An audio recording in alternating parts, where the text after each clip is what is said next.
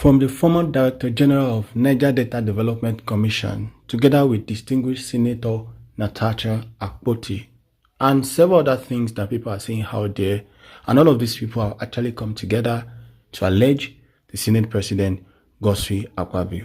But the beauty of the matter is that now the truth is about to be unveiled. And I strongly believe a number of you is actually expecting what will be the end of all of this matter.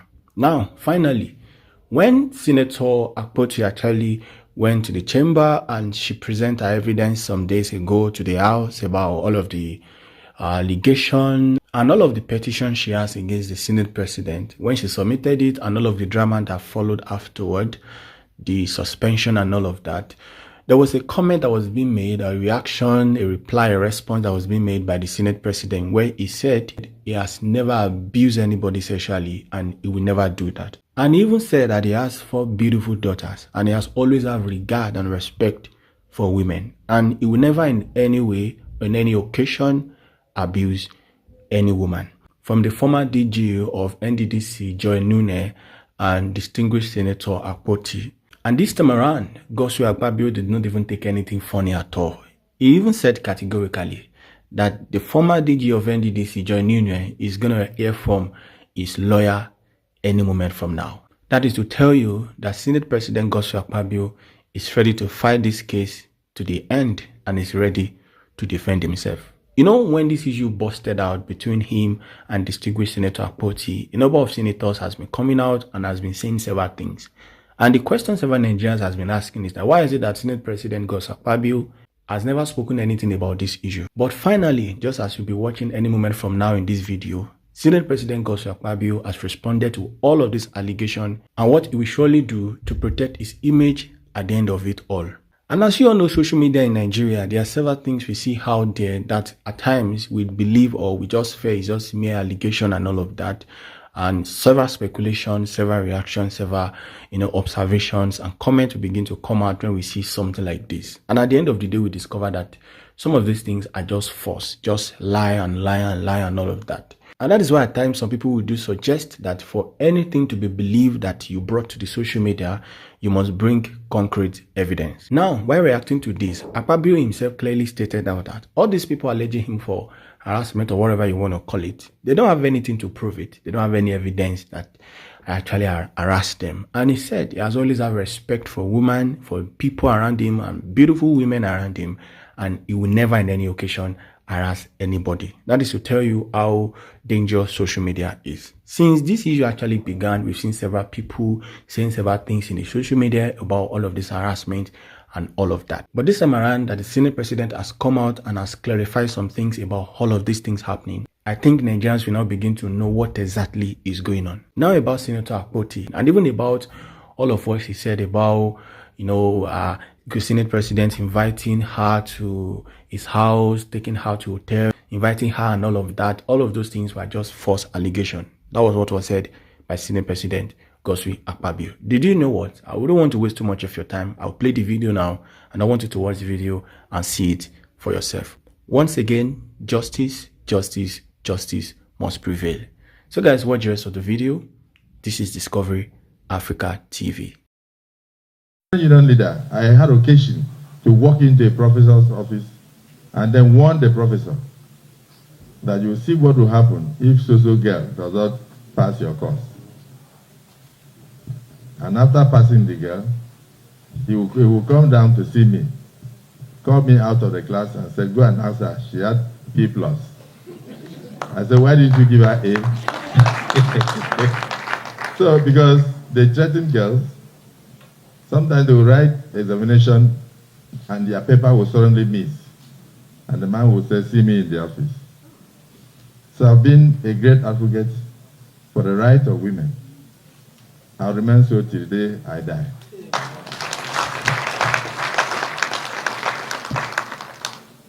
So, you should have brought up the issue that is making the rounds. Have you ever wondered, did you take stock when you were with me, when you came to see me with your women leaders? Did you ask me, when did this issue happen? It's only yesterday that I realized that what we are talking about happened only after the change of seats in the Senate. That is when hell was let loose, and all sorts of allegations came up. Only after the change of seats in the Senate and change of committee, which my senators know happen from time to time. And said to have happened on the 8th of December, a day to my birthday, which was celebrated in the stadium in 2023. So from 8th of December 2023, I never heard, my wife never heard, no Nigeria never heard, even the husband never heard any issue of sexual harassment until her committee was changed, and then her seat was changed, and she went on. Have you ever wondered the trauma caused by that same woman on the other people she had accused in the past? None has been proven so far. You've not wondered. Do you even wonder the trauma caused to the 10th Senate and the image of the Senate with all these useless allegations? I've refrained myself from making a statement. Look at these beautiful women. They've come across me so many times. Have I ever harassed any of you? Or is the person thinking that you are not beautiful? So I don't want to dwell on that. But let me just say that time will tell. If we are in court, the court will decide. My other sister, the one they sometimes refer to as Joy Nuni, I like to mention her name because she'll be hearing from my lawyer anytime in the next 1 week. Crime never dies. When I received a letter from the late Abakari, Chief of Staff, that the certificates were questionable and she did not do national youth service, I wrote to the NYC. The NYC responded, and so I quickly changed her before it became a scandal. As soon as she was changed, hell was let loose. She first said, oh, Akpabio wanted me to swear to an oath of allegiance in the villa. And then they told her that the whole villa is wired. She said, what do I say? The next thing she came out and said, he tried to touch me, and I slapped him. I'm the first woman in Niger Delta to slap him. So Ruben Abati now said, is it like sexual harassment or rape? She said, no, not rape, maybe something like that. I said, what? Is it sexual harassment? She said, yes, sexual harassment. That's what you want me to pursue. So that I will go and tell the world that she was parading fake NYC certificate. Then I will tell the world that she committed perjury. She lied under oath. And yet I have 4 daughters, and I would like to protect their image.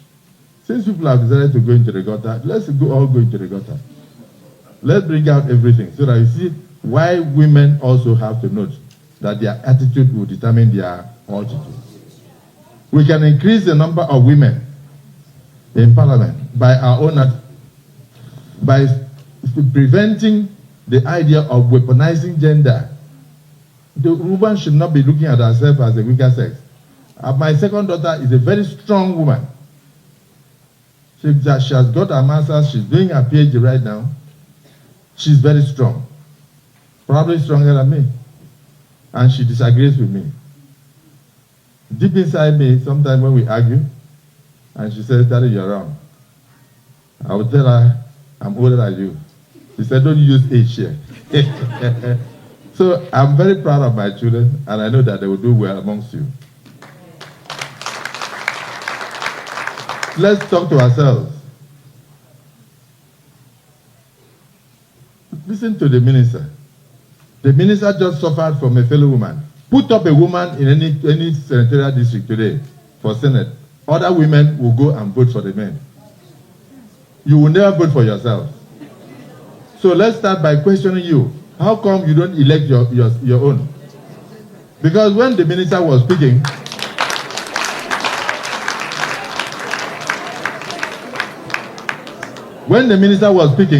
the minister said that women constitute 51% of the voting population in Nigeria. So why then are you taking the backstage in terms of political representation? Women will never vote for themselves. So ask me, if a woman does not want to vote for a woman, am I the one that will force the woman to go? But we have a solution. We have a solution. I've traveled around. I've seen what is happening in Tanzania. I've seen what is happening in South Africa, Malawi, and so many other countries. They have a certain percentage constitutionally reserved for women. But what they do is that they do it through appointment, particularly in United Arab Emirates and other countries, including Somalia. They put a percentage for women in parliament. And then after the election, those women are added to the number, and they enjoy equal status with the men. Because sometimes, because of religious differences and all sort of issues, women find it difficult to even aspire because their husbands may sack them from the homes. So they make those provisions. We are discussing that in the Senate of the Federal Republic of Nigeria. If it means tinkering with the act to enable women, the Electoral Act, to enable women to have solid say in the parliament, we will do so. Women are better managers. I can say that women are better managers. But sometimes women can be harder than men. Yes, when they take decisions, they take decisions. But they are very prudent in all aspects of life. If you didn't manage us well, we won't even get here. That's a simple truth. Imagine if it was my mother that died and my father was 22 years. Will I be a Senate president today? Because my father would never be at home. But my mother stayed at home and tutored us, suffered, did all sorts of petty jobs, took us through the Civil War, and brought us to where we are. May I so rest in perfect peace. So mine is to assure you that on this Women's Day, I pledge before you that the National Assembly will work closely with all the women leaders. When I met my sister, I used to admire her and her afro hair on television. And at the time, I thought she was working for INEC, such a great woman of integrity. She came with a lot of other women, and I saw them. I was amazed. I said, immediately they called me and said they wanted to see me. I said, come now, come now, come now. And under 40 minutes, I met with them.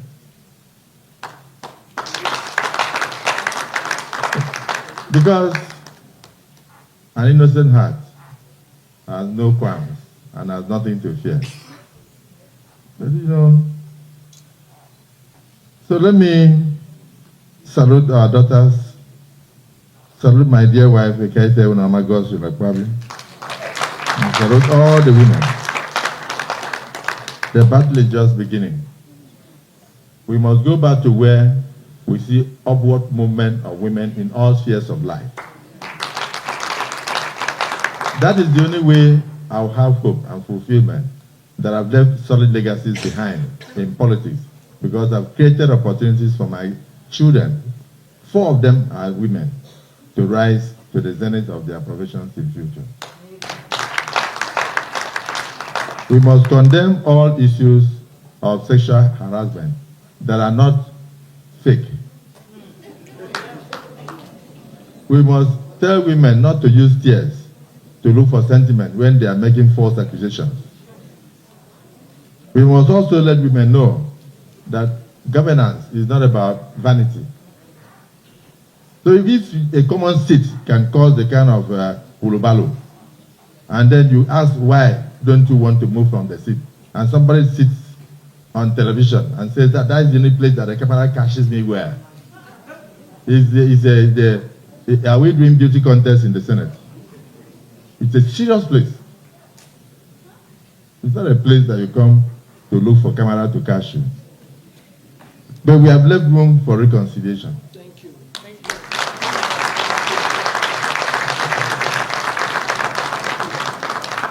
So I'm here today with my colleagues because one woman refused to surrender. Even when my father succumbed to the pangs of death, she stood tall against the winds of misfortune. They told her to choose a husband amongst my uncles, and she said she had a son who was 6 months old, that she had chosen to marry that son. since the son was part of that family. So she married me when I was 6 months old and refused to marry any other person.